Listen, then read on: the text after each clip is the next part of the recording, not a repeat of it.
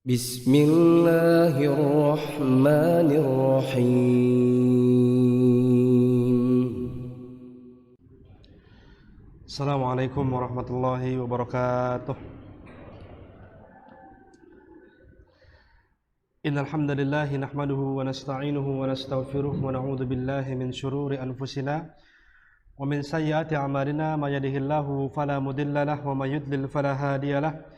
Asyhadu an la ilaha illallah wahdahu la syarika lah wa asyhadu nabiyana Muhammadan abduhu wa rasuluhu la nabiyya wa la rasula ba'dah. Allahumma salli ala nabiyyina Muhammadin wa ala alihi wa sahbihi wa man walah.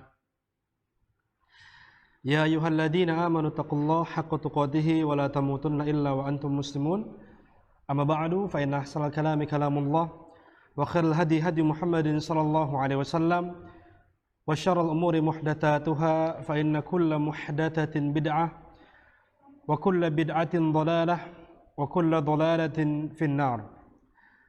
Alhamdulillahirabbil alamin. Pertama-tama yang paling utama marilah kita panjatkan puji syukur kita kepada Allah Rabbul Jalali wal Ikram yang telah memberikan nikmat yang sangat begitu banyak kepada kita semua.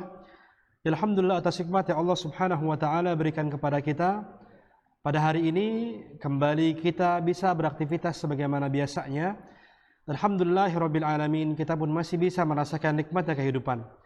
Alhamdulillah kita bisa bernafas, mampu untuk bergerak dan mampu untuk melakukan aktivitas sebagaimana biasanya. Ini merupakan nikmat yang besar yang Allah Subhanahu wa taala berikan kepada kita. Maka wajib kita bersyukur kepada Allah atas nikmat yang Allah Subhanahu wa taala berikan tersebut.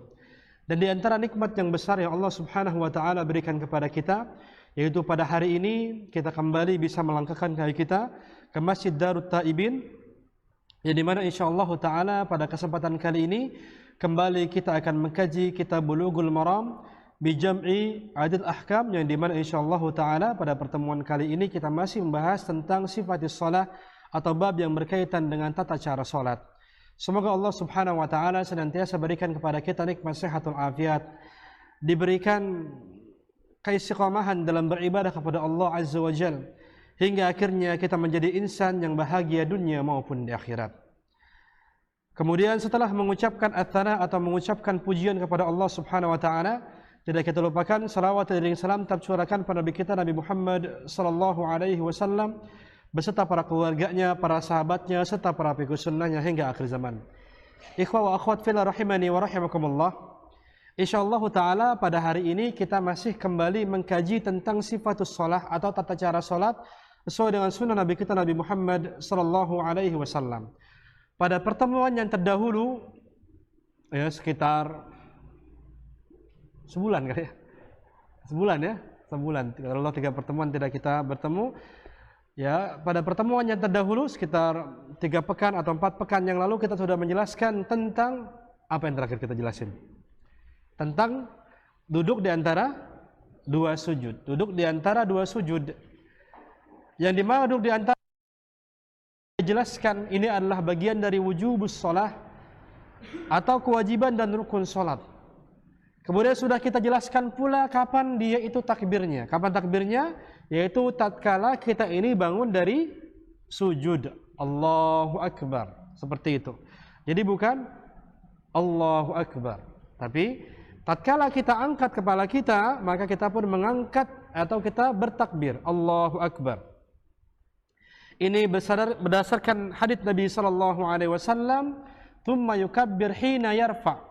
Kemudian Nabi SAW bertakbir ketika beliau mengangkat kepalanya. Dan pada pertemuan terdahulu pula yang sudah kita jelaskan tentang posisi duduk di antara 2 sujud. Yaitu ada 2 cara. Yang pertama adalah caranya apa namanya? Yaitu duduk iftirash. Duduk iftirash. Itu tatkala duduk iftirash ini maksudnya adalah kata para ulama adalah duduk di atas kaki kiri dan menegakkan kaki kanan seperti ini. Ya. Seperti ini. Ya, kita sudah punya gambarannya insyaallah taala. Ini adalah tata cara kita untuk duduk di antara 2 sujud. Kemudian ada cara yang keduanya, namanya duduk apa? Duduk iqa. Duduk iqa itu ada yang makruh, hukumnya ada yang sunnah. Sebagaimana pendapat Abdullah bin Abbas tentang ya ada yang sunnah. Yang sunnah adalah kita menegakkan kedua kaki seperti ini, Lantas kemudian ya kita pun duduk di atas tumit kaki tersebut. Ya, ini sudah kita jelaskan, iqa yang sunnah adalah menegakkan kedua kaki lalu duduk di atas kedua tumit kaki. Ini merupakan sunnah Nabi kita, Nabi Muhammad sallallahu alaihi wasallam. Namun ternyata ada yang makruh. Yang makruh adalah kemarin sudah kita contohkan, ada 3 atau 4 cara yang makruh. Ya, yaitu ketika seorang ini dia bersandar kepada tangannya di belakang. Kemudian menegakkan pahanya, ya. Jadi seperti orang mau lahiran gitu ya. Ya seperti aja ini mah ya. Ini adalah bagian dari yang makruh kata Nabi sallallahu alaihi wasallam. Atau duduk iqa'anya tidak sempurna. Tapi kan duduk iqa' seperti ini. Kemudian dia malah seperti ini, membentuk huruf fi kakinya, ya, atau membentuk huruf seperti ini. Bukan tegak tapi dia ini ya malah seperti huruf fi atau huruf apa namanya, huruf apa ya, seperti segitiga seperti ini. Maka ini adalah iqa' yang makruh, ya. Juga orang yang dia ini ya duduk, ya, menjadikan kedua tumitnya ini, kakinya ini sebagai tempat duduk, ya, atau menduduki kedua tumitnya seperti ini. Maka dari iqa' yang makruh yang dikatakan oleh para ulama kita. Ya, jadi seperti ya huruf fi atau segitiga, ya huruf fi terbalik, atau juga ya iqa' ini terjadi ketika dia ini berjauhan antara tumit satu dengan tumit yang lainnya seperti ini. Ya, sedangkan bokong itu di tengah antara kedua tumit. Ini ya suka kita lihat seperti ini. Namun banyaknya adalah seperti huruf fi yang kayak gini nih. Ada gambaran nggak? Ada ya, insyaallah ya. Kemarin sudah kita jelaskan. Kemudian pula kemarin pun kita sudah jelaskan tentang posisi kaki, yaitu menghadap ke arah kiblat, tegak dan jarinya menghadap ke arah kiblat, demikian. Namun jika memang kita tidak mampu, seperti contohnya adalah ya yang dimana kita tidak mampu untuk menyentuh seluruh jari ke lantai, ya seperti hanya jempol atau beberapa jari saja hingga akhirnya kelingkingnya tidak menyentuh lantai, maka tidak masalah. Namun yang terbaik adalah hendaklah menyentuh semuanya dan menghadapkan semuanya ke arah kiblat. Kemudian sudah kita jelaskan pula kemarin tentang posisi tangannya, yaitu tangan kita ini lengannya kemana? Yaitu menempel di paha. Ini sudah kita jelaskan. Ya, kemudian tangannya ini kita sampaikan ya di lutut kita atau di pertengahan lutut seperti ini. Ya, jadi di ujung atas atau di pertengahan seperti ini. Ini yang sudah kita ya jelaskan pada pertemuan yang terdahulu. Juga pada pertemuan kemarin sudah kita jelaskan duduk dua sujud. Ada berbagai macam redaksi ya. Yang terpenting redaksi yaitu minta ampun kepada Allah, ighfirli warhamni ijburni wahdini warzuqni, apalagi yang belum ini apa? Wajburni. Ya, ada 7 lafaz. Nah, sedangkan yang kita baca dari kecil adalah ada tambahan 1, wa'fu anni. Ini kan ya hadits Nabi sallallahu alaihi wasallam. Sedangkan Al-Imam An-Nawawi rahimahullahu taala dalam kitabnya Al-Majmu' hanya mengatakan 7 lafaz doa ini. Maksudnya adalah lafaz tadi minta sama Allah 7. Yaitu ya tadi memakai doa yang dulu kita belajar dari kecil, Rabbighfirli warhamni wajburni warfa'ni warzuqni wahdini wa'afini. Ini adalah 7 lafaz yang warid yang datang dalam hadits Nabi sallallahu alaihi wasallam, kata Al-Imam An-Nawawi rahimahullahu taala. Ini sebagai review atau murajaah pada pertemuan yang terdahulu. Dan insyaallah taala pada hari ini kita akan menjelaskan ya setelah duduk di antara sujud kita sujud lagi. Maka sujud kita sudah menjelaskan ya, yaitu ya sebagaimana yang dulu kita jelaskan, ketika kita ingin sujud maka kita pun bertakbir Allahu Akbar, membaca doa sujud. Kemudian pula hendaklah kita ini sujud di atas 7 anggota. Apa itu? Kaki kanan, jari kaki kanan, jari kaki kiri, lutut kanan, lutut kiri, telapak kanan, kiri. Selanjutnya adalah jidat. Apa sih bahasanya? Dahi dan juga hidung. Maka ini harus tertekan ya, harus tertekan. Bahkan dijadikan ini sebagai tumpuan kepala kita.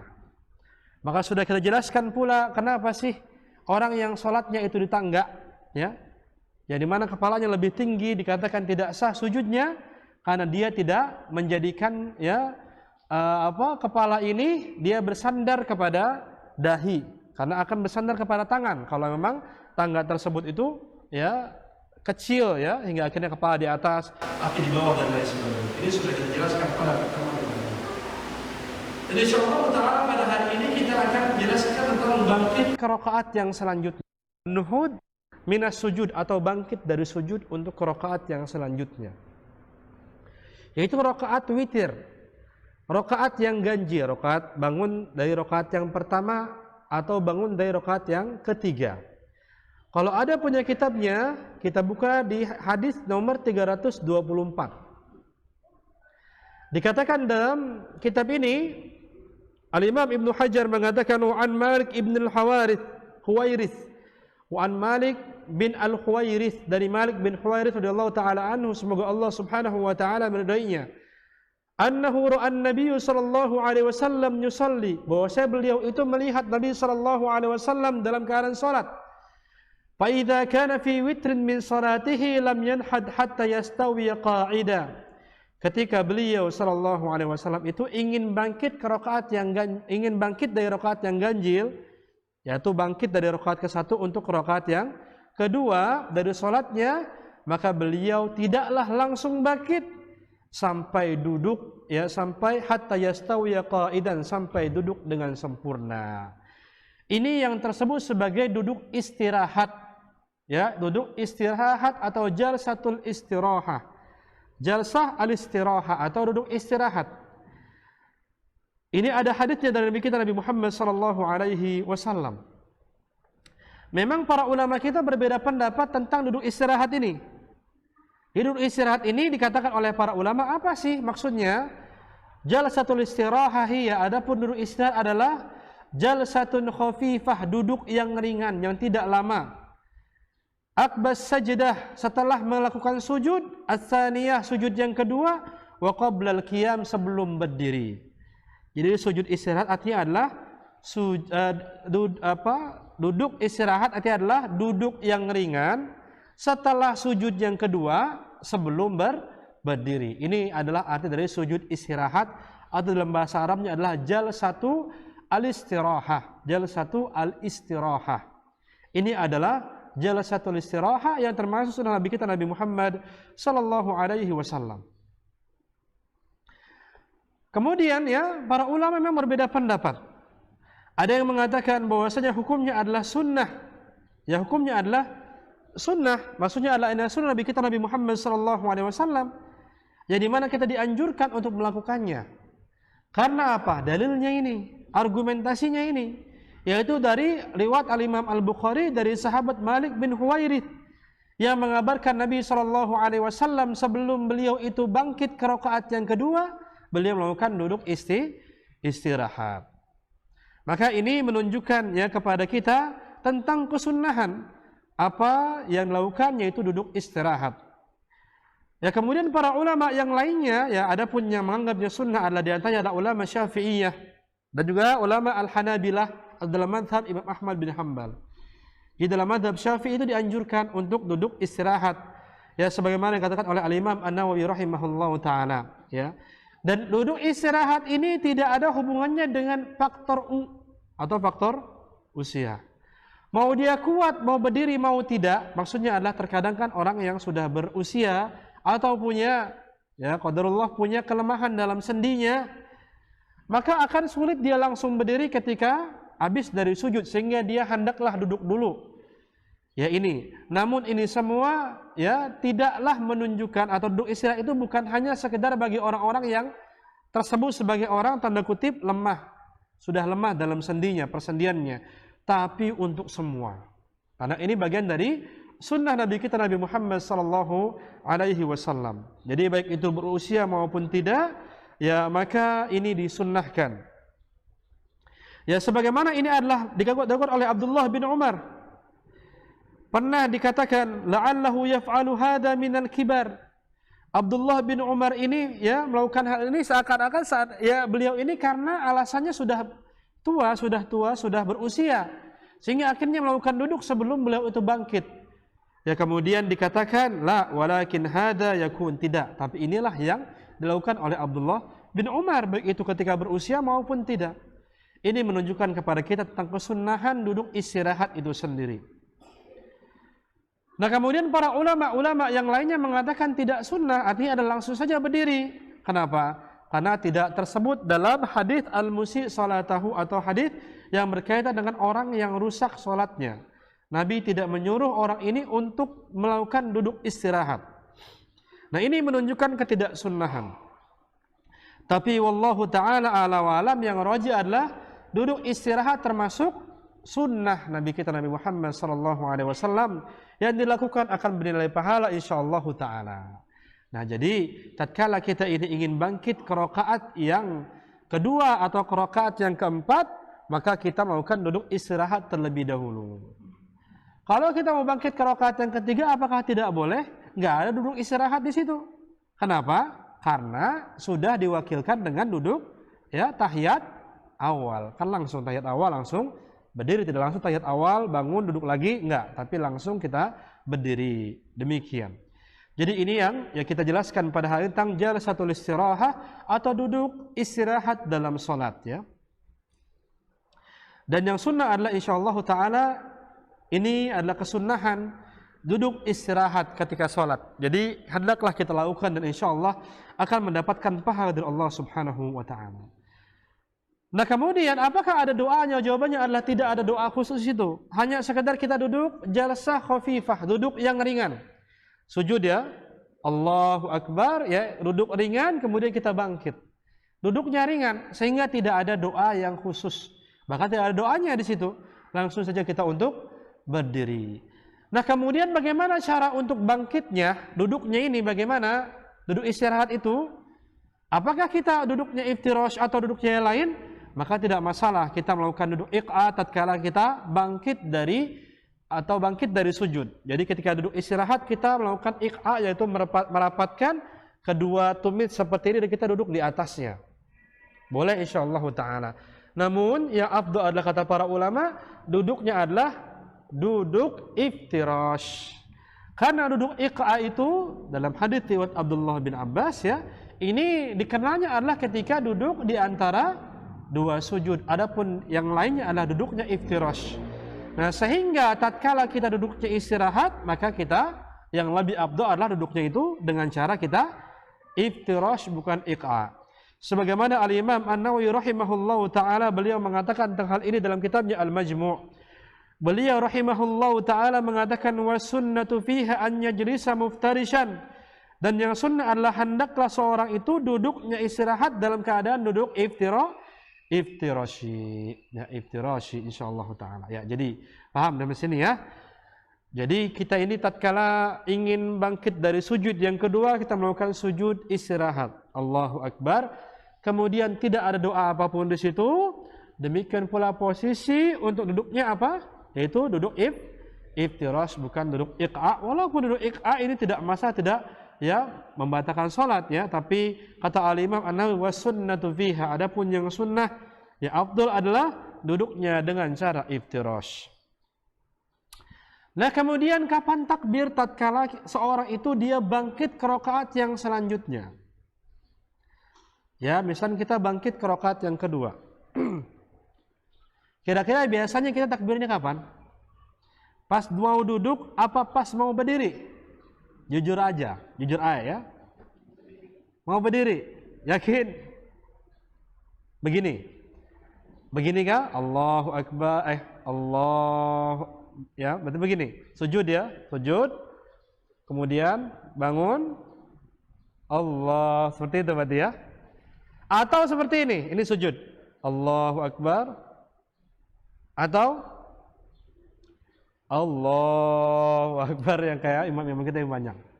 Ya, panjang itu. Nah, kapan takbirnya yang sunnah itu? Takbirnya yang sunnah adalah tatkala kita bangkit dari sujud, bukan tatkala kita mau berdiri. Kok seperti itu? Kita bisa lihat hadits Nabi sallallahu alaihi wasallam. Ya, dalam hadis nomor 316 di sini yang sudah sering kita baca dari hadis Abu Hurairah. Dikatakan di sini ketika mau sujud, ya, tsumma yukabbir hina yasjud. Kemudian Nabi sallallahu alaihi wasallam itu bertakbir ketika beliau mau sujud. Tsumma yukabbir hina yarfa. Kemudian Nabi sallallahu alaihi wasallam pun bertakbir ketika mengangkat kepalanya. Jadi walhasil duduk istirahat itu tatkala kita bangkit ke rakaat yang selanjutnya, takbirnya itu kapan? Yaitu tatkala kita itu bangun dari sujud. Allahu Akbar. Ada gambaran? Kalau nggak ada gambaran, ada yang nyontohin lagi nih. Tahu ya? Ngerti ya? Ada gambaran kan nih kira-kira? Oh iya. Apa ada yang menyontohin? Iya. Ada yang nyontohin? Nggak perlu ya? Ada gambaran ya? Apa atau mau dicontohin?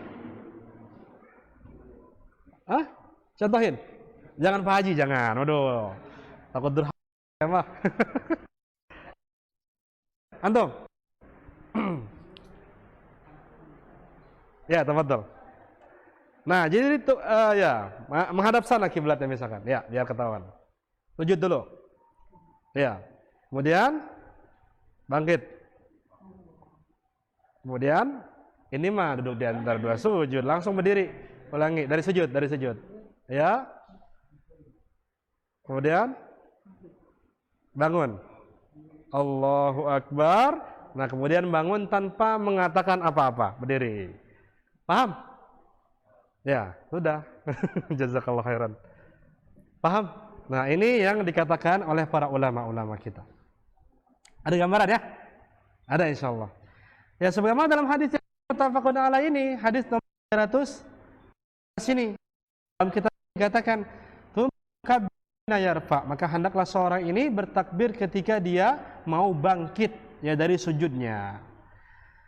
Dan juga tatkala ini kita takbirnya sampai tatkala duduk saja, kemudian kita bangun tanpa bertakbir. Ya, jadi seperti tadi yang disampaikan, ya dicontohkan. Jadi kita ini takbir untuk bangun Allahu Akbar, kemudian selanjutnya tidak bertakbir. Paham? Ya, dikatakan oleh Ibnu Qudamah Al-Maqdisi, beliau mengatakan dalam kitabnya Al-Mughni, yustahabbu an yakuna al-ibtida' takbirahu ma'abtida' raf'i ra'sihi minas sujud. Maka disunnahkan, dianjurkan adalah takbir itu dilakukan ketika orang itu baru bangkit dari sujud. Wa intihau inda i'tidalihi qa'iman. Kemudian selesai ketika sudah berdiri. Ya, sudah qa'iman, ketika duduknya sudah sempurna. Liyakuna mustawiban bitakbir jami'i rukni wal al-masyru' fihi, agar sempurna semua takbir, semua rukunnya. Ala illa man jalasa jalsatal istiraha, kecuali seorang yang dia duduknya istirahat, kata beliau. Fa innahu yantahi takbiruhu inda tiha julusihi. Ya, bahwasanya takbirnya itu selesai setelah selesai duduknya. Atau dalam tanda kutip ya, seperti ini tadi ya, pas bangun Allahu Akbar. Cukup sampai sini saja, kemudian pas berdiri tidak perlu untuk dipanjangkan. Demikian, ini adalah pendapat ulama yang pertama. Apalagi ini dalam madhabnya ya para Al-Hanabilah atau dalam madhab Imam Ahmad bin Hanbal, yaitu takbir bangun itu sampai sujud saja. Namun ternyata kita lihat beberapa asatidz kita juga bahkan memanjangkan dia itu ya ketika bangun kan. Demikian pula kalau di mushola masjid terdekat kita kan, Allahu Akbar. Kalau semakin sepuh itu imam semakin panjang, Allah, karena kan lama berdirinya, semakin lebih panjang lagi dia. Nah, ini bagaimana ya? Ini bagaimana? Tadi kita katakan bahwasanya pendapat yang pertama yang dikatakan oleh Ibnu Qudamah Al-Maqdisi adalah hanya sampai ketika waktu sujud saja. Dari sampai waktu duduk saja, Allahu Akbar, begitu. Nah, kemudian dalam mazhab Syafi'i bagaimana? Nah, kita di sini kita ambil dalam mazhab Syafi'i. Ya, kita katakan Al-Imam An-Nawawi rahimahullahu taala, beliau jelaskan. Dikatakan ya dari pendapatnya Al-Imam Asy-Syafi'i annahu yarfa'u mukabbiran wa yamudduhu ila an yastawiya qa'iman wa yukhaffifa al-jalsah. Beliau rahimahullahu taala mengatakan bahwasanya takbir istirahat itu dilakukan ketika seorang ini mengangkat kepalanya ya untuk berdiri. Allah. Kemudian memanjangkannya sampai dia berdiri. Allahu Akbar.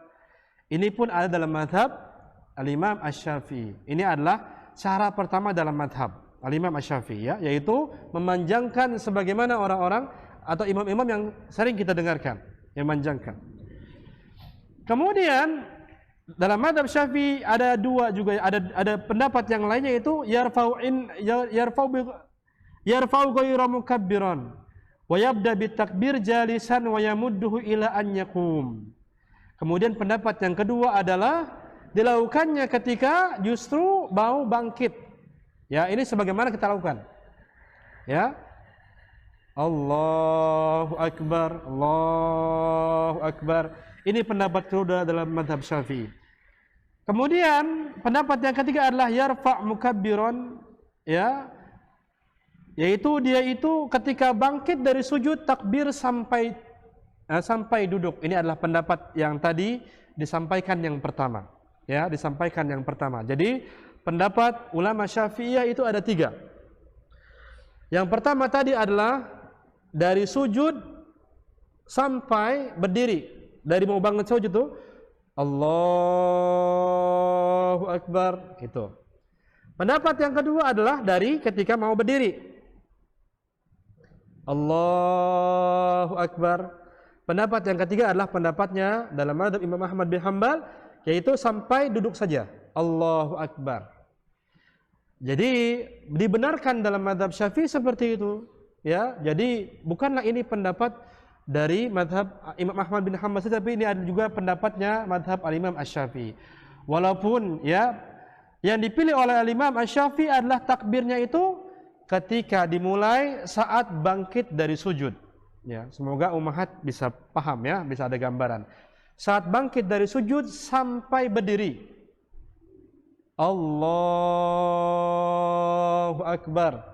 Ini adalah yang dipilih oleh Al-Imam Asy-Syafi'i rahimahullahu ta'ala. Nah, tadi ada tiga berarti. Dari beberapa pendapat para ulama ada tiga cara tadi kita sampaikan. Lantas manakah yang paling rajih? Maka insyaallah ta'ala tiga cara ini bisa dilakukan atau bisa kita praktekkan, ya. Dan juga kita bertoleransi dengan masalah ini. Jadi ketika ada ustadz, kita misalkan seperti itu, maka jangan dicela misal, oh ini tidak sesuai dengan sunnah, tidak. Karena ini hadisnya itu masih mujmal, masih global, tidak ada hadis yang sharih atau tidak ada hadis yang jelasnya. Nah, sehingga ketika ada asatidz kita yang ketika bangkit dari ya sujud dia bertakbirnya lama sampai berdiri, maka ini ada dasarnya dari para fuqaha kita. Namun lantas manakah yang rajih?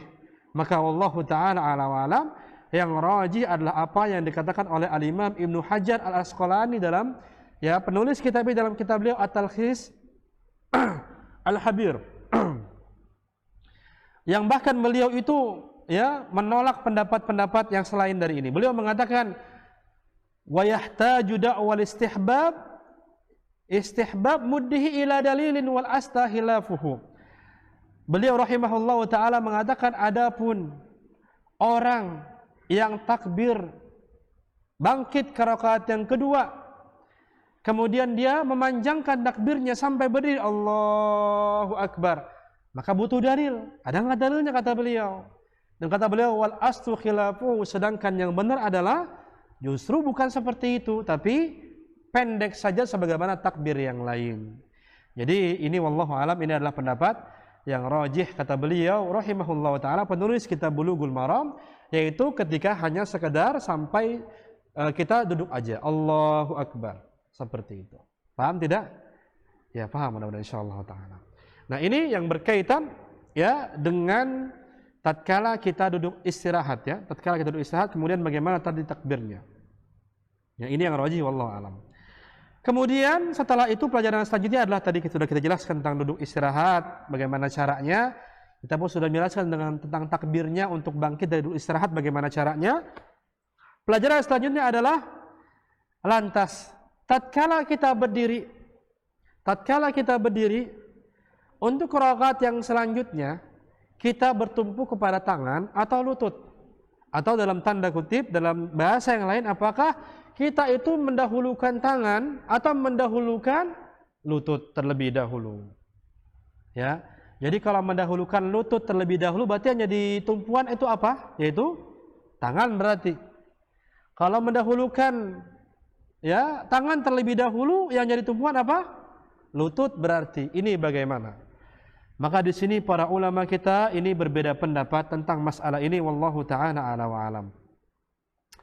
Adapun pendapat yang pertama adalah mendahulukan lutut atau bertumpu dengan tangan. Ada gambaran ya? Yaitu dalam bahasa yang lainnya yang kita dahulukan lutut. Jadi tangannya belakangan, seperti itu. Ini adalah ya pendapat yang berdasarkan dari hadis Malik bin Al-Huwairis yang dikatakan wa idza waqa'a minas sajdati tsaniyah jalasa wa'tamada 'alal ardi wa qam. Dikatakan dalam hadis ini Nabi sallallahu alaihi wasallam ketika bangkit untuk rakaat yang kedua, maka beliau pun duduk istirahat, kemudian beliau pun bertumpu kepada bumi dan lantas beliau pun diri. Nah, sehingga di sini menunjukkan ya bahwasanya ya bangun dari sujud itu mendahulukan lutut bertumpu kepada tangan. Ini adalah pendapat yang pertama. Ya, ini adalah pendapatnya ulama Syafi'iyah juga. Ya, kalau ulama Syafi'iyah dia mendahulukan ya lutut dan tangan belakangan. Kemudian pendapat yang kedua kata para ulama kita adalah mendahulukan tangan dan bertumpu pada lutut.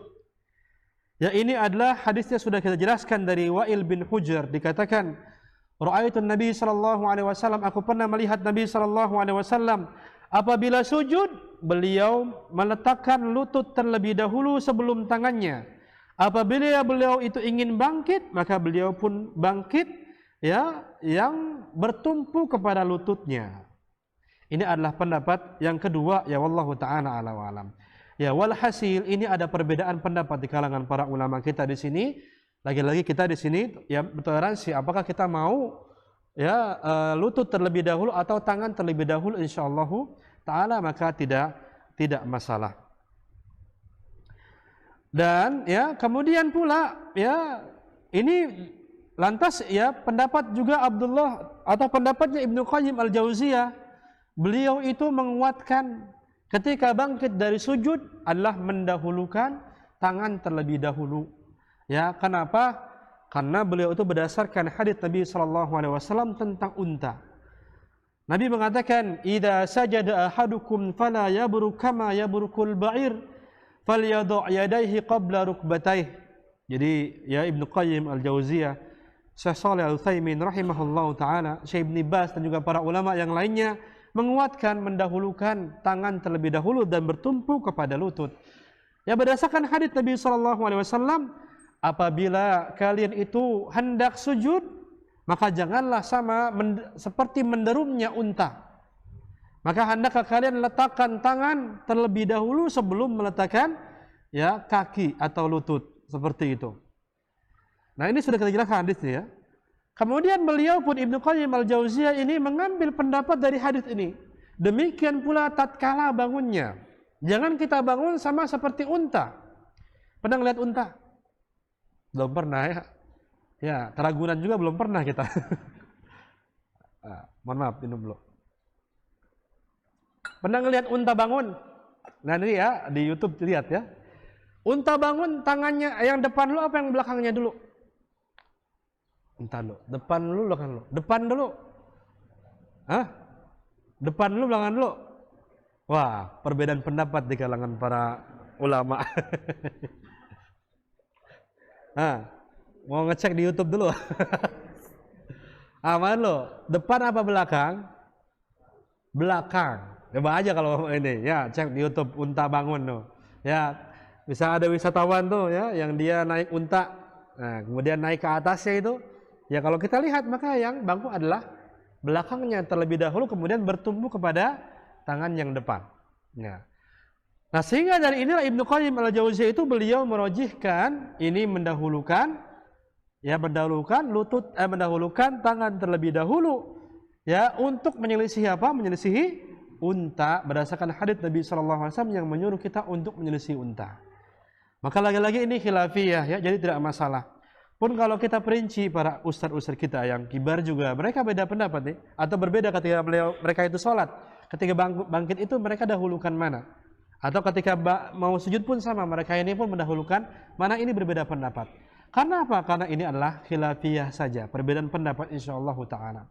Namun Allah ta'ala ala wa alam, yang rajih ya menurut saya tentu yang beda lain untuk yang lainnya. Ini adalah apa yang dilakukan oleh Al-Azraq bin Qais tentang Abdullah bin Umar. Dalam riwayat Al-Imam Al-Baihaqi dikatakan di sini, ra'aitu Abdullah bin Umar idza qama min ar-rak'ataini i'tamada al-ardi biyadihi. Aku pernah melihat Abdullah bin Umar itu ketika bangkit untuk rakaat yang kedua, beliau pun ya bersandar pada bumi dengan tangannya. Maka menunjukkan hadits ini wallahu ta'ala ala wa alam, yaitu kita mendahulukan lutut sebelum tangan. Ya, jadi wallahu alam ini adalah pendapat yang rajih dan dirajihkan oleh Syekh Al-Albani rahimahullahu taala dan para ulama-ulama yang lainnya. Ada gambarannya mendahulukan lutut bagaimana? Bisa. Mau ada contohnya? Nggak usah ya, karena umat nggak kelihatan juga. Jadi intinya adalah wallahu alam ya, dari hadits Abdullah bin Umar yang ini dikuatkan oleh Syekh Al-Albani rahimahullahu taala adalah yaitu lutut terlebih dahulu kita ini ya bertumbuh kepada tangan kita seperti ini. Paham semua? Paham tidak? Paham ya insyaallah taala. Jadi duluan lutut. Kemudian kalaupun kita mendahulukan tangan maka tidak masalah insyaallah taala. Yang penting tumpuan kita mana? Jangan sampai kita bertumbuhnya sama tangan tapi kita mendahulukan tangan. Jatuh nanti soalnya kalau gitu. Coba aja praktek. Ya, ini tumbuh kita langsung dahulukan tangan, jatuh nantinya. Atau sebaliknya ya. Jadi kalau mendahulukan lutut, maka jadikan tumpuan adalah tangan. Kalau mendahulukan tangan, tumpuannya adalah lutut ya. Jangan dibalik-balik, nanti jatuh ya ketika kita bangkit dari sujud. Nah, inilah yang disampaikan insyaallah taala untuk yang berkaitan dengan berdiri ya, berdiri tatkala kita mau ke rakaat yang selanjutnya. Baik, ya paham ya insyaallah. Jadi hari ini ya kita simpulkan, yang pertama adalah duduk istirahat itu sunnah. Yang kedua adalah bahwa saya takbirnya itu adalah yang sunnah kata Ibnu Hajar adalah sampai tatkala sujud tatkala bangun untuk duduk saja. Adapun tidak perlu dipanjangkan, walaupun tidaklah membatalkan sholat atau tidaklah masalah seorang memanjangkan ya takbir tersebut. Kemudian tadi barusan kita jelaskan tentang berdiri ya, bertumpu pada lutut ataukah tangan. Ya, jadi kita jelaskan yang rajih adalah wallahu alam pendapat Abdullah bin Umar yang mendahulukan lutut terlebih dahulu, menjadikan tangan ini sebagai tumpuan. Sedikit lagi ya. Ya, oh ya, masih ada waktu insyaallah, masih banyak. Nah, kemudian kalau kita mengatakan mendahulukan tangan terlebih dahulu, mendahulukan lutut terlebih dahulu, ya kita ini bertumpu dengan tangan. Nah, bagaimana posisi tangan kita? Apakah begini? Ya, begini? Ataukah begini? Ataukah kita melakukan ajen? Ya, yaitu kita seperti orang yang membuat roti, yaitu ya mengepal tangan kita seperti ini, atau yang bagaimana ya? Maka ya tatkala kita bangun untuk rakaat yang selanjutnya ada ya dua cara ya. Adapun yang pertama adalah dengan membukanya sebagaimana biasa. Jadi seperti ini. Ya, jadi ya kita tidak digenggam tangannya, tapi kita dibuka seperti biasa seperti ini. Allahu Akbar. Ya, maka ini adalah pendapat atau ini adalah cara pertama seorang ini bangkit dari ya sujudnya, yaitu tangannya bertumpu pada tangan, masuk dengan tangan adalah dibukakan tangannya. Kenapa dibukakan? Karena ini keumuman. Sebagaimana Abdullah bin Umar mengatakan i'tamada al-ardi biyadihi. Atau ya Abdullah bin Umar itu ketika beliau bangkit dari sujud tadi, yaitu beliau itu bertumpu kepada tangannya. Ya, bertumpu kepada tangannya. Yang menunjukkan berarti hanya sekedar dibuka saja seperti ini. Ini cara yang pertama ya. Jadi tatkala kita bangkit dari sujud, maka cara pertama adalah kita buka tangan kita seperti ini. Kemudian cara yang kedua adalah dengan melakukan ajen. Dengan melakukan ajen.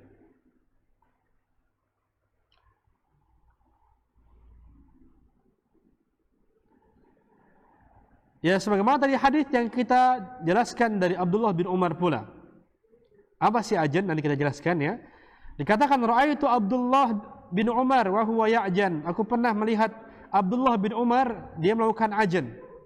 Fi shalah, dalam keadaan salatnya, ya'tamidu ala yadayhi idza qam.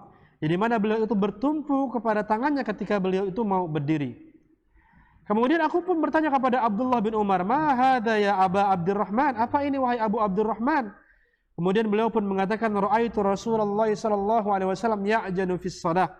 Aku pernah melihat Nabi sallallahu alaihi wasallam melakukan ajan ketika salat. Ya, yaitu melakukan ajan. Nah, kemudian ajan itu apa? Nah, ajan memang dalam bahasa Arab itu ajan itu artinya adalah kita itu sedang membuat roti. Ya, tahu kan buat roti itu? Ya, kalau ada yang buat giling seperti ini, kalau nggak ada ya kita yang gini-gini seperti ini ya, ajan itu. Maka di sini para ulama berbeda pendapat tentang makna dari ajan. Adapun sebagian ulama mengatakan ajan ini maksudnya adalah tangan kita mengepal. Mengepal. Di antara adalah menurut Ibrahim bin Ishaq Al-Harbi. Beliau rahimahullahu taala mengatakan, "Yadha yadayhi 'alal ardi kama tasna'ul ladzi ya'jan al-ajin." Yaitu meletakkan tangannya kepada bumi sebagaimana seorang yang membuat roti. Ya, maksudnya adalah mengepalkan tangannya. Artinya kalau mengepal itu kita membuat roti itu mau bagaimana aja. Bisa kalau bikin roti kira-kira ini menghadap kemana? Ya ke sini berarti ya, ke depan berarti kan. Seperti ini, ya. Atau ke samping ya nggak masalah karena kita buat roti kan tidak ada ya kemana-mananya ini menghadapnya mana. Walaupun ya ini yang secara keumuman berarti maka jari menghadap ke arah kiblat, ini pun menghadap ke arah kiblat seperti ini. Ya atau seperti ini tidak masalah ya, atau yang bisa begini. Tapi begini ya, yang nampak di sunnah adalah seperti ini. Ini adalah maksud dari ajan dari kata sebagian para ulama. Kemudian Imam An-Nawawi rahimahullah taala, ajan menurut beliau itu ternyata bukan seperti itu. Beliau rahimahullah taala mengatakan qaimun mu'tamidun bi batni yadayhi kama ya'tamidul ajiz wa huwa syekh al-kabir wa laysal murad ajinal ajl.